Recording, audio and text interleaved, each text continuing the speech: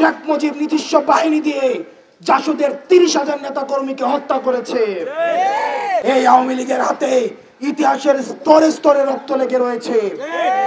যতক্ষণ না পর্যন্ত আওয়ামী লীগকে ফ্যাসিস্ট গণহত্যাকারী আওয়ামী লীগকে সন্ত্রাসী সংগঠন হিসেবে ঘোষণা দিয়ে নিবন্ধন বাতিল করে রাজনৈতিক কর্মসূচি নিষিদ্ধ করার মধ্য দিয়ে তাদেরকে নিষিদ্ধ করা হয় এবং বিচারিক প্রক্রিয়া সুস্পষ্ট রুটম্যাপ আমাদের সামনে উপস্থাপন করা হয়, ততক্ষণ পর্যন্ত আমরা এই রাজপথ ছাড়ব না।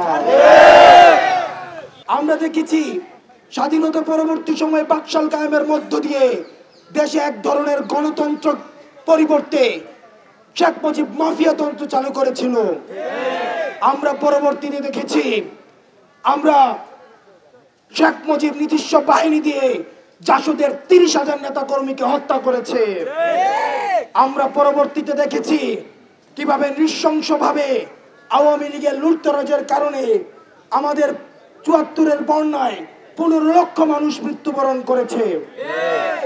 আমরা দেখেছি পরবর্তী সময়ে যখন হাসিনা ক্ষমতায় এসেছে, হাসিনা শুধুমাত্র ক্ষমতায় থাকাকালীন নিজে শুধুমাত্র ফ্যাসিবাদী আচরণ করেছে, বিষয়টি এমন নয়।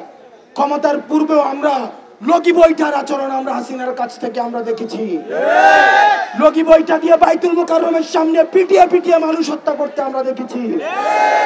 ক্ষমতার স্বাদ পাওয়ার সাথে সাথে 2009 সালে আমাদের ফার্স্ট লাইন অফ ডিফেন্স দেশপ্রেমিক আমরা দেখেছি যে বিডিআর সদস্যদেরকে হত্যা করা হয়েছে। আমরা দেখেছি পরবর্তী সময়ে এই আওয়ামী লীগের হাতে রক্ত লেগে রয়েছে। আওয়ামী লীগ 2013 সালে শাপলা হত্যাকাণ্ডের মধ্য দিয়ে দাড়ি টুপিওয়ালা ইসলাম প্রিয় ভাইদেরকে রাতের অন্ধকারে হত্যা করেছে।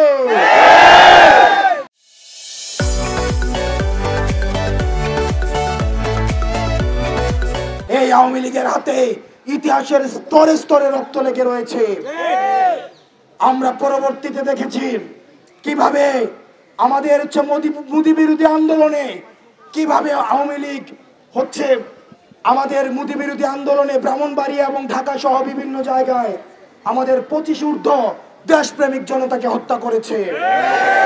প্রিয় সহযোদ্ধা, জুডিশিয়াল কিলিং এর মধ্য দিয়ে আমরা দেখেছি জুডিশিয়াল কিলিং এর মধ্য দিয়েও আমাদের দেশে নাগরিকদেরকে হত্যা করা হয়েছে, আলেম উলামাদেরকে ফাঁসিতে ঝুলানো হয়েছে। আপনারা দেখেছেন দেলাওয়ার হোসেন সাঈদীর রায় যখন দেওয়া হয় সেদিনও ঝালকাঠিতে কিভাবে আমাদের যৌথ বাহিনী নৃশংসভাবে মানুষকে হত্যা করেছে। ইতিহাসের স্তরে স্তরে এই রাজনৈতিক দলটি শুধু মানুষকে হত্যা করেছে।